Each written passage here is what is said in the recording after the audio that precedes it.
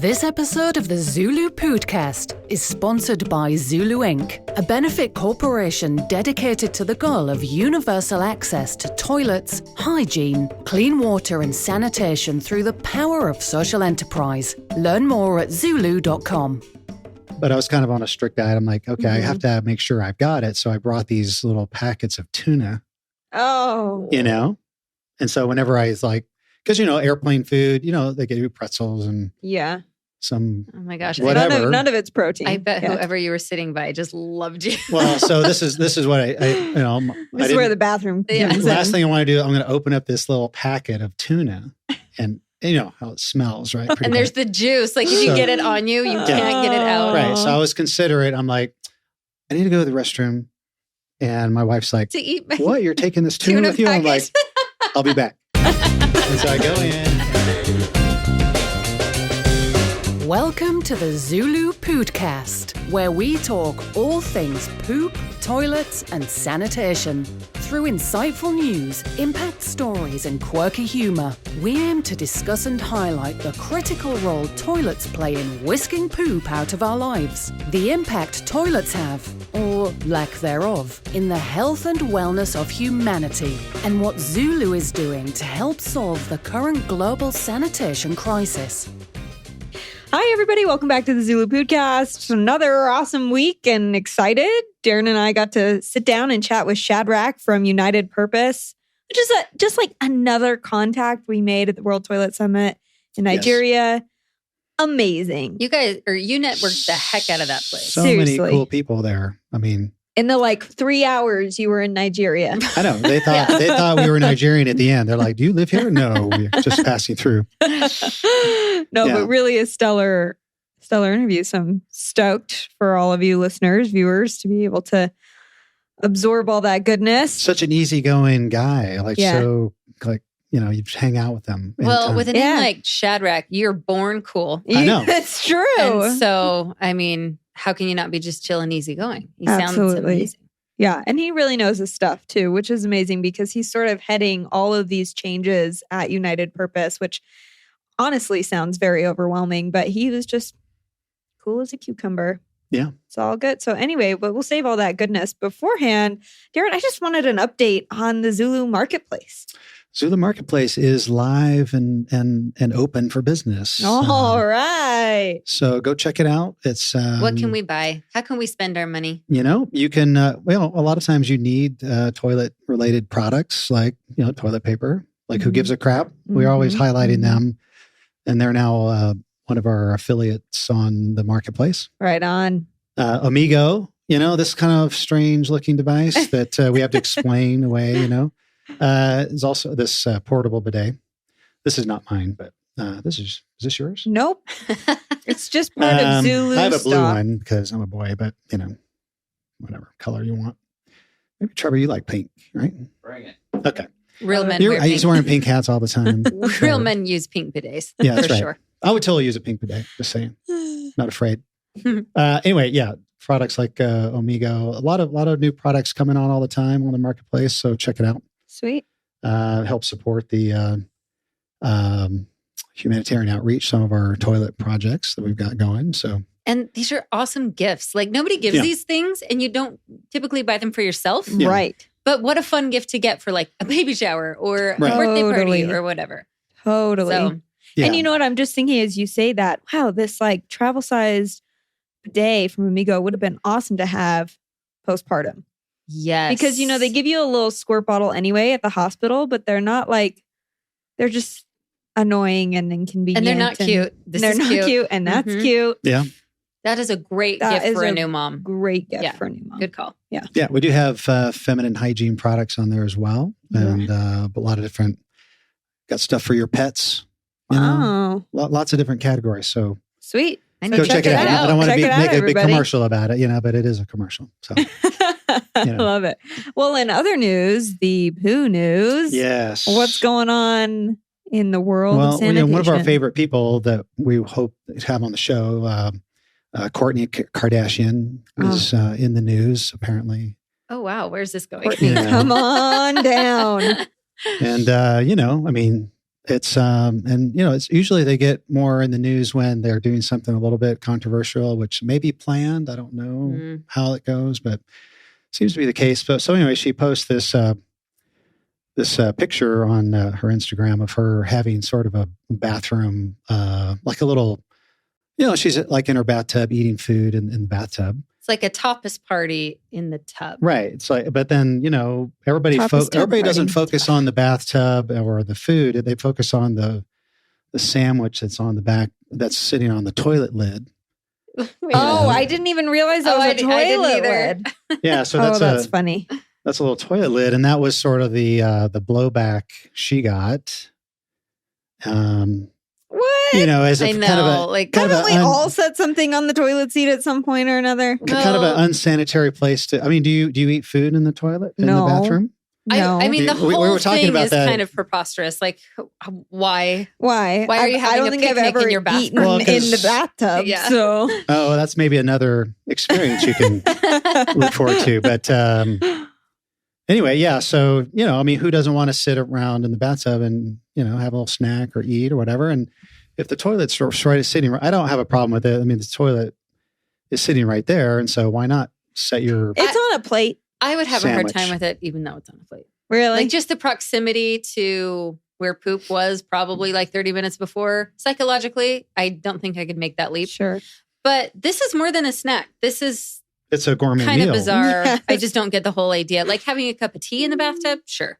But this is like 7 different little appetizers. Yeah, it's like a full course meal. Is she? On. I'm just curious about the angle of this photo. Yeah, is she like she is on the ball of her, balls of her feet in the? It's like she's standing on the tank of the toilet to get that It shot. does look like she's looking down from the tank of the toilet. She's got her selfie stick. Yeah, get the best view. Yeah. Anyway, I mean, she's probably got cameras all through the house, right? But I know. Anyway, so it kind of opens the question, well, is it okay to eat in the bathroom? Is it unsanitary? Is it, I wouldn't. do you eat in the bathroom? No, can't do it. Won't do it. You just can't do it or won't do it? Or there was an episode of Frasier that this reminds me of where Niles was hiding in the bathroom and they had just ordered room service. So it was all in the bathroom with him. Anyway, you should watch it. It was really funny. But, and I had never thought about it before, but after watching that episode, I was like, yeah, that's gross. You can't be putting it in where it's coming out. It just, I don't like that. I don't like that Yeah, either. I think simultaneously eating while you're going, it would be kind of odd, right? How do you manage both? I mean, maybe that's highly efficient. Maybe. Yeah. But if you spend a lot of time in the bathroom, maybe you get hungry, I don't know There's what nothing kind that of world like that is, would but it's not my ignite reality. my appetite in the bathroom. I do have a story on a flight to Israel one time years ago. Uh-huh. I was on sort of a kind of a more strict, like kind of bodybuilding diet where I was trying to put on some muscle. And so I was really concerned because I was like, I don't know if I'm going to be able to get protein over there, which is kind of stupid. Like, of course, but I don't know. So but I was kind of on a strict diet. I'm like, okay, I have to make sure I've got it. So I brought these little packets of tuna.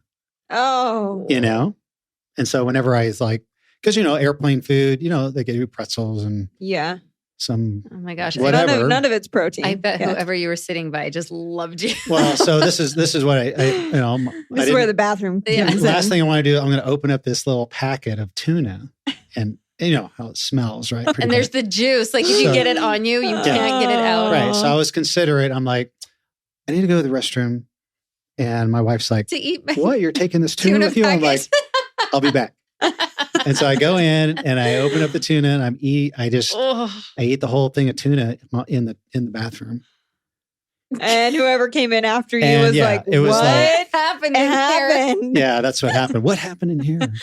But I thought better in there than out. It's true. on the plane. That's considerate. It is of you. considerate, So- but that's rough on you because there is a very distinct smell on an airplane bathroom. It's like the disinfectant mixed with like 7 different brands of pee. Yeah. And it is just Yeah. there's no way. And I you don't know mix how you some- gagged that tuna down Yeah, with you mix that. some tuna. It was it was challenging. I mean, just the tuna by itself, because I'm like, No mayonnaise. there's mayo. No, there's no pickles with this. I just, Stellar I commitment know, to that your is dedication. Well done. Did Yeah. you hit your goals? I would for not your do it meal now, plan. but it was back in the day where I was sort of like, gonna do a little this. more militant about it. But anyway, so if you ever eat in the bathroom, on a plane, just bring some mayo or bring some condiments. Oh, you're making my I know stomach it's getting worse. turn. It's getting worse. Yeah. Let's so move on. Courtney's looks more appetizing than what you just described. Yeah, her meal looks fantastic. And the water is pink, the bath water. Yeah, I think that's like some kind of wine, or I don't know what she was soaking wine in. Bathes in rosé. Yeah.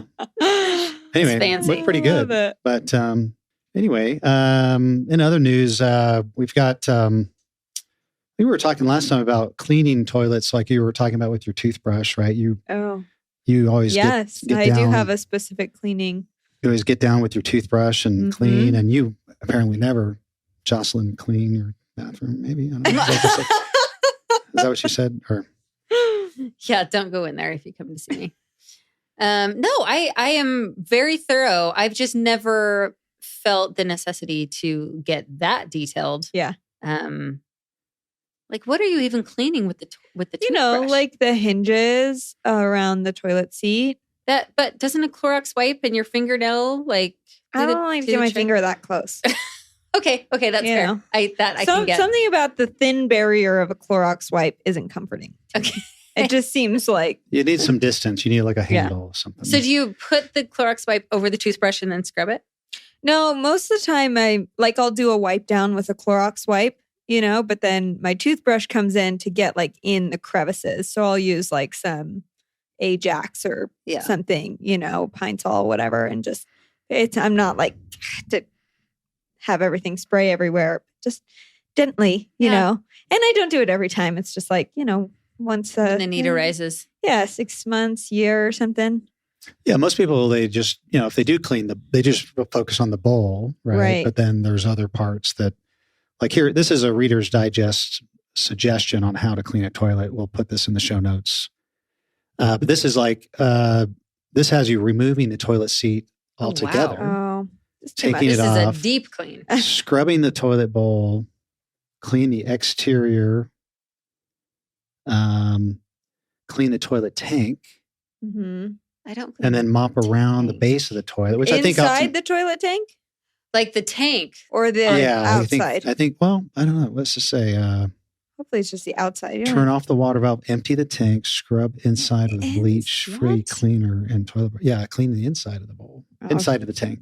That seems. What's excessive. the benefit to that? No one's getting in there. Just hard water, maybe build up.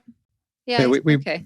Yeah, I bought a place in Puerto Rico, and I opened the back of the how when you flush the toilet and the little chain comes off, and it obviously wasn't working. So I take the lid off, and there's like a layer of dirt.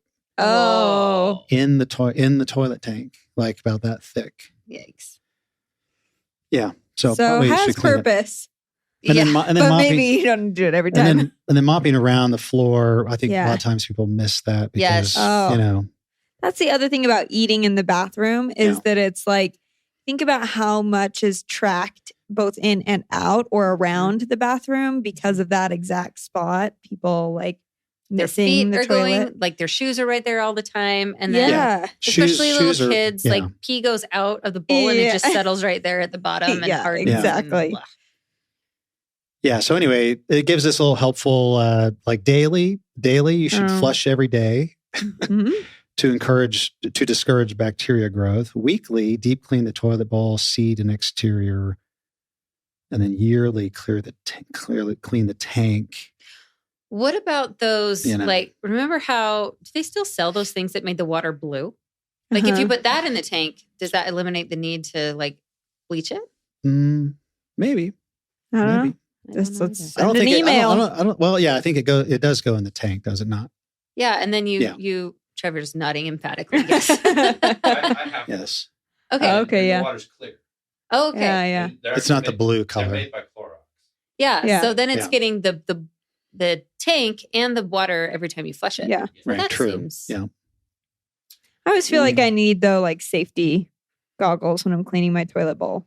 Just because of the like gets in your backsplash spray. No, just the general idea of any like. No, it is true. The bristle sometimes can flick back at you. Water. Ooh. Yeah. That is. Hit you in the eye. Ooh. In the mouth. Yeah. Oh. So close your mouth. Put a Close mask your on. mouth, put a mask on, some eye protection. Just full hazmat to just Full really, hazmat. cover your bases. Maybe a flamethrower. Just throw your toilet Yeah. away every time you want to clean it. Get a new one. That's right. Disposable toilet. Yes. Oh man, we're regressing here. Okay, yeah. folks. Let's get back on track. Anyway, that's Sustainable the- toilets, disposable toilets. So we have a little poo news, a little Kardashian stuff, and then we've got some helpful tips. So there you go. Tips. And travel tips. And this is why Travel you tips. subscribe Worried to the about ZuLoo Poodcast. That's protein intake. right. Yeah. Yeah, Grab a this is tuna our packet. free content. By the way. This is our free content. You're We're giving these. welcome. You're so welcome. Go to the marketplace, and maybe you might drop some coin there. We're going to start selling StarKist on the marketplace. Yeah. Well, fun aside, I think we better listen to Shadrack and see all the good that he's doing. We're here making jokes and having fun, but the real goodness of ZuLoo happens when we talk to people who are out at the grind every day. So listeners, hope you enjoy this chat with Shadrack. Well, Shadrack, welcome to the ZuLoo Poodcast. We are so delighted to have you on the show. Thanks for joining us. I know it's late where you are, so appreciate the sacrifice. Appreciate you coming out and being willing to talk about United Purpose. Welcome. I'm wondering if Thanks a lot, Kelsey. Yeah. I'm wondering if you could give our audience a little bit of background on who you are and who or what United Purpose is and your goal there. Yeah, thank you. I'm glad to be on the show, and thank you so much for taking out time to talk to me. So my name is Shadrack Guusu. I work with United Purpose as Assistant Head of Programs, basically overseeing, supporting the head of programs to oversee our different projects in Nigeria. And I also lead a particular project currently. So United Purpose is an international NGO based in the UK. We've been working in Nigeria for many years, over 20 years. We've been in Nigeria. Yes. However, recently in 2021, we merged with another NGO called Self-Help Africa.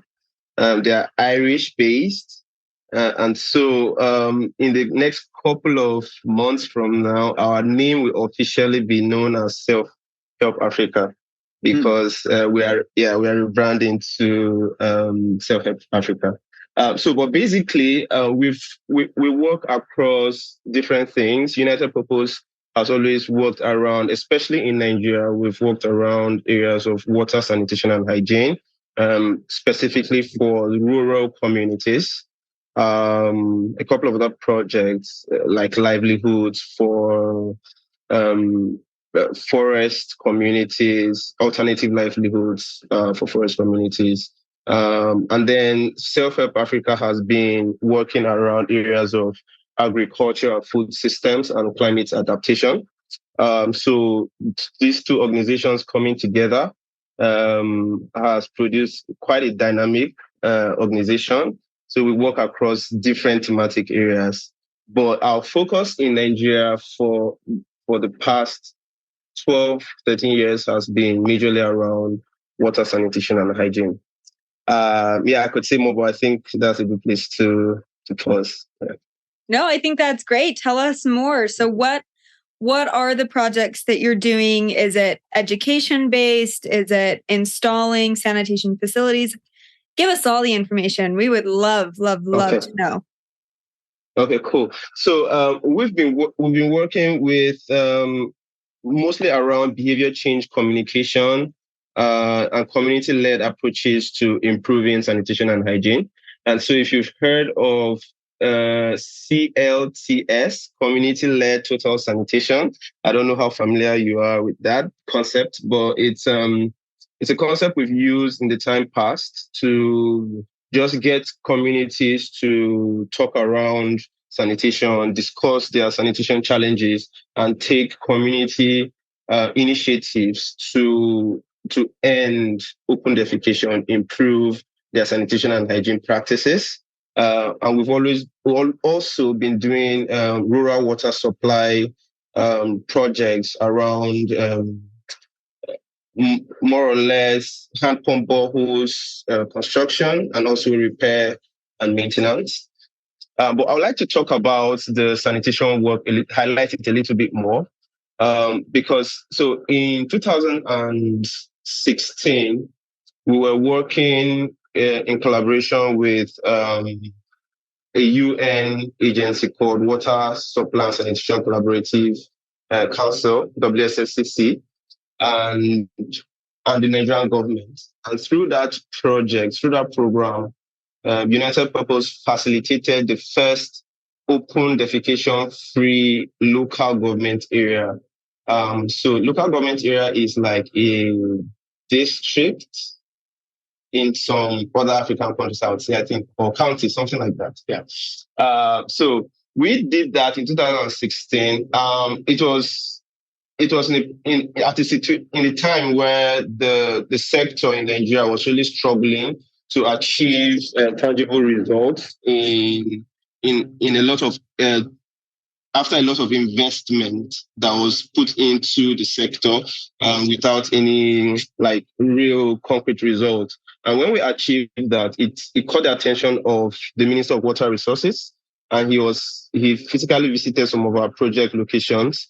And I think that kind of set like a tone for the country's focus in terms of sanitation and hygiene. And through that process, through that achievement, the national government launched the ODF, Open Defecation Free Roadmap for the country.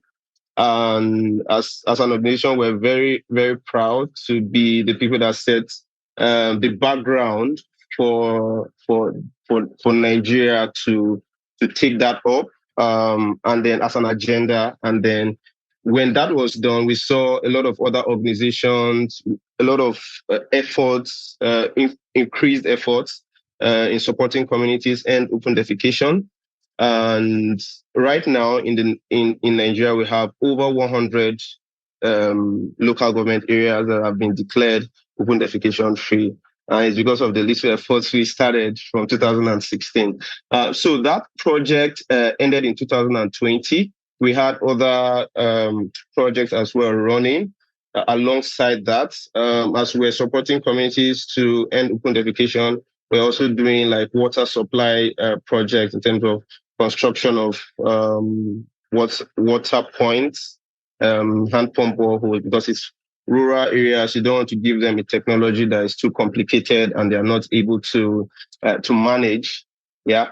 So that project kind of ended in 2020. And therein, if you were at the award night during the World Toilet Summit, we got an award from the Clean Nigeria Use the Toilet campaign as one of the organizations that's supporting the efforts of the national government in ending defecation in Nigeria. Yeah. So we're really proud of that. Yeah. Yeah. I remember that. I remember you getting that award, and that was fantastic. And I think you guys were doing a dance up on stage, Yeah. Right. Okay.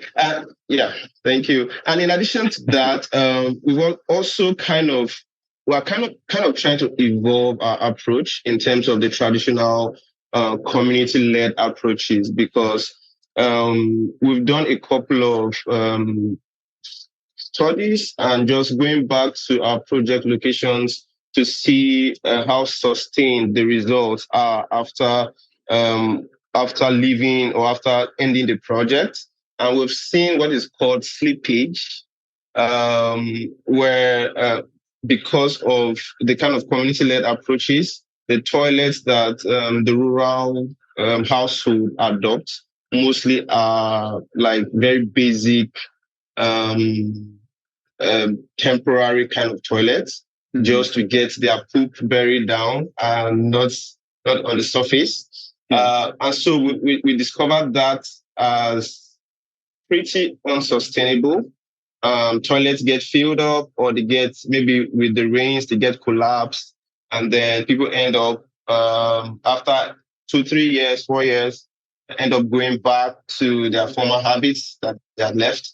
And as an organization, we are beginning to look towards more sustainable approaches like market-based approaches to sanitation, getting people, because when you use community-led approaches, you increase demand for toilets, but over period, we've not met that demand for toilets with the supply that is needed, the supply of sustainable toilets, improved toilets. So our focus now is to bring the supply side where communities have access to sustainable toilets, improved toilets that are cheap. So we have things like if you've heard of Ligzil, the company, they have a product, Saxo and Sato Stool, that is quite common in Nigeria. Other organizations as well are promoting it. And so those are the kind of things that we are looking towards, bringing the supply side of things, market-based sanitation, where we don't just create demand for improved sanitation, but we direct the people to where they can get the right technology. Yeah. I think they were at the summit, right? Didn't they have a booth at the summit, Sati, right? They were, yeah. I think they had a diverting toilet where you had solid waste being diverted from liquid waste, which seems to be a recurring theme as to a long-term solution. I think not just in Africa, but other countries as well. We just did a tour a few weeks ago of the local wastewater treatment plant here, and it's amazing how much cost and expense goes into cleaning that water up, and as far as sustainability, I mean, I think some of these very simple, low cost solutions are very much not only sustainable, but more affordable for a larger group of people. And I think that's great. I was going to ask you about the systems that you mentioned slippage, right? What does that refer to? And how are you guys addressing that with those systems? Yeah, thank you. Yeah, so slippage is simply, like I tried to describe earlier, when people resort back to old habits that they've. Oh, yeah. Okay. So you find, exactly. So you find communities that have been supported.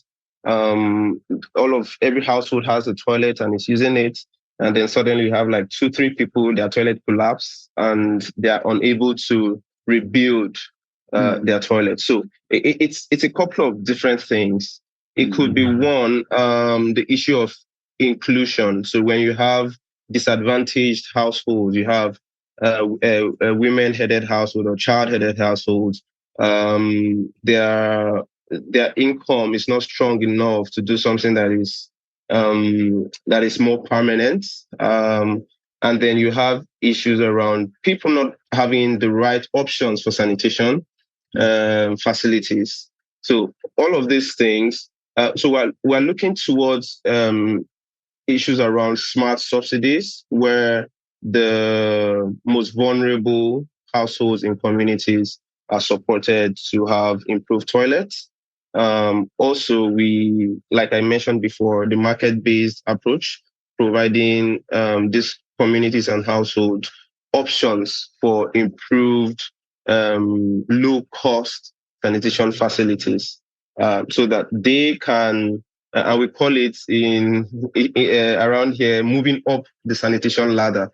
So the first step is to at least have something to cover your shit. I hope I'm permitted to say that on this show. Yeah, you're okay. Okay, good. To have something to cover your shit, so that it's not in the open, so that it doesn't flow to the water the communities drink and all of that. Yeah, just be safe.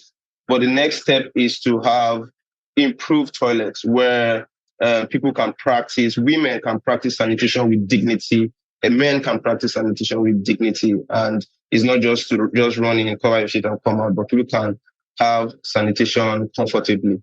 Yeah, so those are a few of the things we are looking at, but we have also been doing things around system strengthening. strengthening the communities themselves to take responsibility of their sanitation and hygiene, like having committees at the community level where they are in charge of sanitation and hygiene promotion, and also reporting to connecting them to the local government so that they have like a sense of uh, oversight and then monitoring from the government side, and also building the capacity of the local government so that they can do proper monitoring of communities and ensure that they consistently support them and ensure they are sustaining ODF.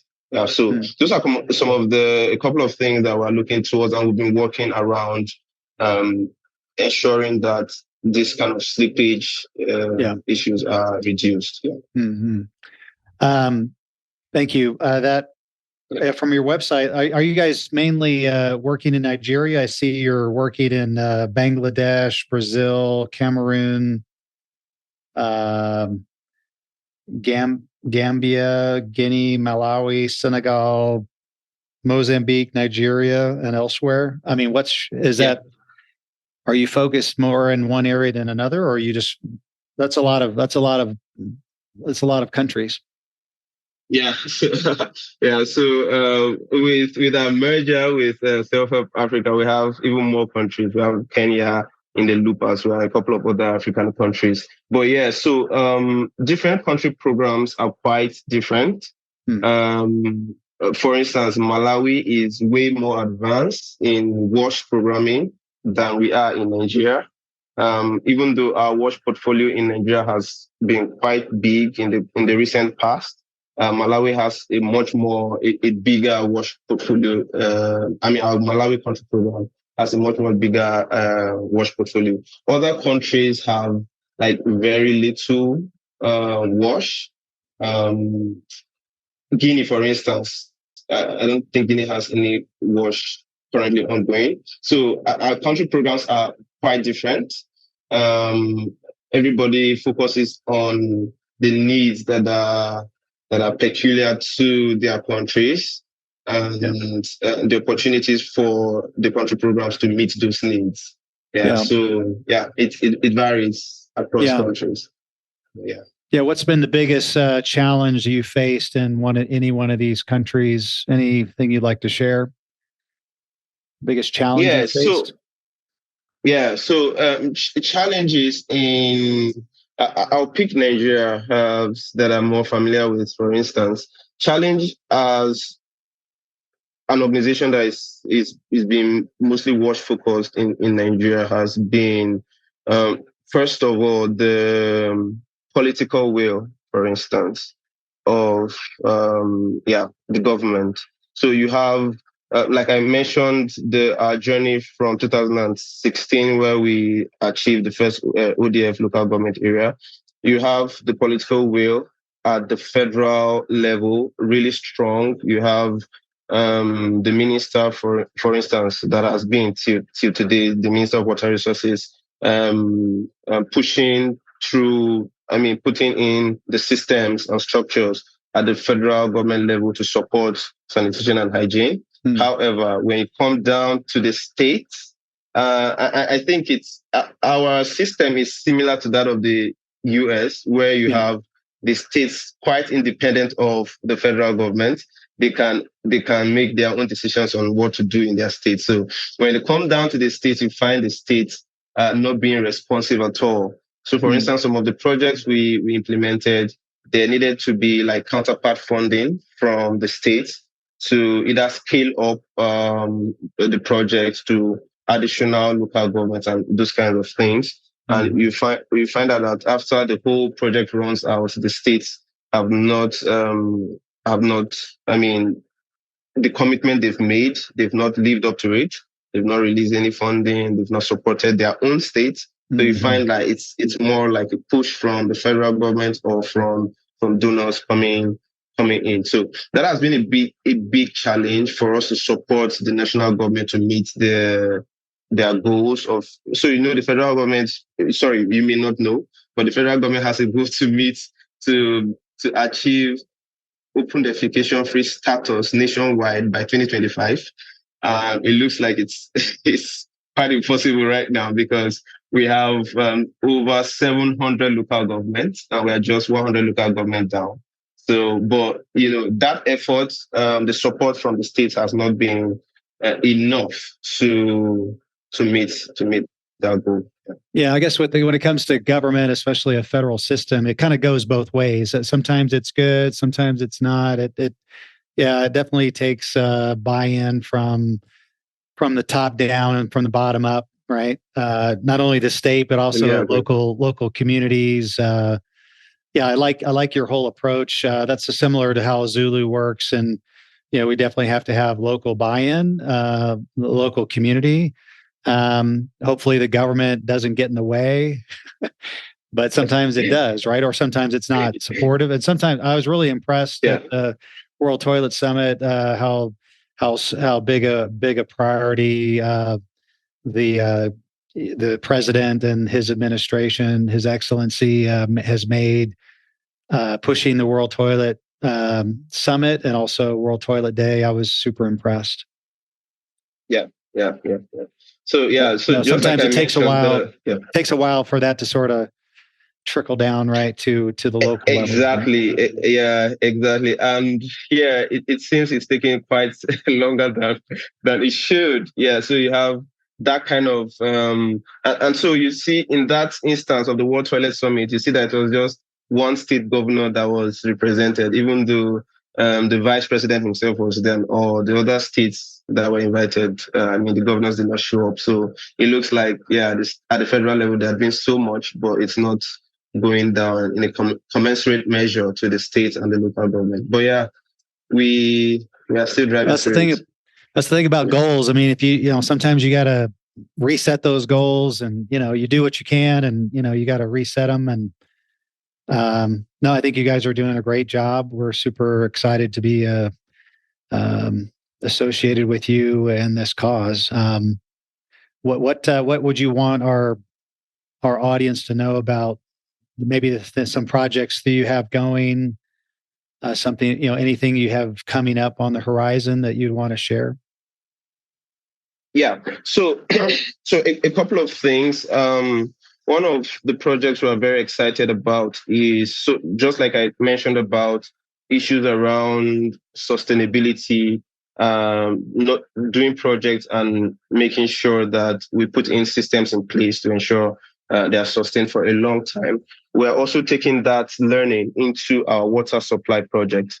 So one of the things that we've learned from data that is available is over 40 or about 40% of hand pump boreholes in Nigeria break down within like 3 to 4 years after they are constructed, and they remain broken down for a very long time. So one of the things we want to do is to get back to the pumps that have been broken instead of focusing on constructing new ones. We want to go back to the ones that have been broken, to repair them, but also to create a system in place for continuous maintenance and repair, and also create like a social enterprise model where communities have ready people that can be deployed to their water point to ensure that the water point have not more than 48 hours of downtime continuous, and then there's like routine maintenance to ensure not just reactive repair, but proactive maintenance to ensure that the water points don't break down. So we're still working around that model and hoping to launch that this year. It's a very exciting one for us. So that's one of the things we have in the pipeline. And even for our sanitation project as well, like I mentioned before, we're looking towards more increasingly bringing in the markets approach so that communities have access to, they have options for different sanitation facilities. so that, we can practice sanitation with dignity. One of the things also that we did in our project is around, in our past projects is around menstrual health and hygiene management. And as we implemented, we looked at the effect of poor menstrual health management on girls in school and on women in communities. And so we began to look for local, low-cost solutions to having decent and neat sanitary pads. So a lot of the things were around women using very indecent or unhygienic materials to manage their menstruation. And we introduced locally made reusable menstrual pads that could be made by women themselves and sell to themselves at a cheaper rate. So that is also one of the things that resonates very well with us and is very important as we continue in. I love it. I love it all, Shadrack. Everything I'm hearing, I'm just like soaking it in. And I just have to say, the thing that I appreciate most about United Purpose that we've talked about today or that you've mentioned is not just this, I'm going to come in and teach and educate, but then like leave the community in the dust. It's no, I'm going to keep providing these resources, putting these systems into place that make it hopefully, right, really, really easy for community members to climb that sanitation ladder that you were talking about and to improve their life and their well-being. That is the end goal here. And it's, sometimes easy, I think, in the sanitation space to lose sight of what the end purpose is and the excitement of talking about innovation for sanitation sectors and technologies. But really the bottom line is exactly what you've chatted with us about, which is building community, helping communities strengthen their own behavioral practices, their own community infrastructures so that public health is better, personal and family well-being is better. And that's just amazing. I mean, thank you for all the work that you do. Thank you, United Purpose, for all the work that you do. Thank you for, I'm so sorry, I'm forgetting the name of the organization you've just acquired or merged with. Remind me what it is. Self-Help Africa. That's right. I mean, just truly incredible. Unfortunately, we're out of time, but wow, if our listeners want to learn more about your organization, how to get involved, especially our contacts there in Nigeria, is the website the best place to go to, or is there another way to get in contact with United Purpose? Yes, so for now, the website is the best place to go to. In the coming months, we'll be doing our brand launch. So a couple of things are going to change a little bit. And hopefully we'll be communicating with all our partners and sending out publicity materials out there so that everybody knows that, okay, so this is who we are now. But right now, the United Purpose website is still very active, and that's the best place, yes, that you can contact us, definitely. Awesome. Well, we'll link it in our show notes. Shadrack, it's been such a joy speaking with you. We hope you have a good rest of your evening. And to our ZuLoo listeners, thanks for listening, and we'll be in touch. Thanks a lot, Kelsey. Thank you. Darren. Thanks for your we'll time. Be in touch. Thanks for having me on the show. Yeah, definitely. Bye. So Shadrack, what an amazing guy. Such a cool guy. Such a cool, laid back, just easy going. I was hoping his kids were, he kept saying his kids might come in and I know interrupt him. I'm like, let's see him. Come on, bring him on. But next time, hopefully we'll get some kind of update from them in this incredible merger that they're doing, this huge undertaking of just expanding the world of safe sanitation. I mean, It's so impressive to me how many people out there in the world are continuing to make the world a better place, especially using sanitation for that. We've been at this about a year, and I think that was my first introduction to issues in wash and sanitation. And now I've just had the pleasure of meeting amazing people like Shadrack, and it's always impressive to me how much they care, how much they're doing. Passionate people. Yeah, absolutely. Yep. Love it. Well, listeners, hope you love it. I hope that this message is important and that it resonates with you. If it does, when it does, please share it. Let your friends and family know that this is important. Strangers on the internet, strangers on the street. We don't care how you share it as long as you do, because more people need to be aware of it. Thank you for tuning in. We'll see you next week. Thank you for listening to the ZuLoo Poodcast. Follow us on social media at our links in the show notes below. To learn more, visit our website, ZuLoo.org. If you liked the podcast, be sure to subscribe, like, and comment. For even more ZuLoo fun, send us an email with your toilet stories to podcast@zuloo.com for a chance to be featured on the podcast. This episode of the ZuLoo Poodcast is sponsored by ZuLoo Inc., a benefit corporation dedicated to the goal of universal access to toilets, hygiene, clean water and sanitation through the power of social enterprise. Learn more at ZuLoo.com.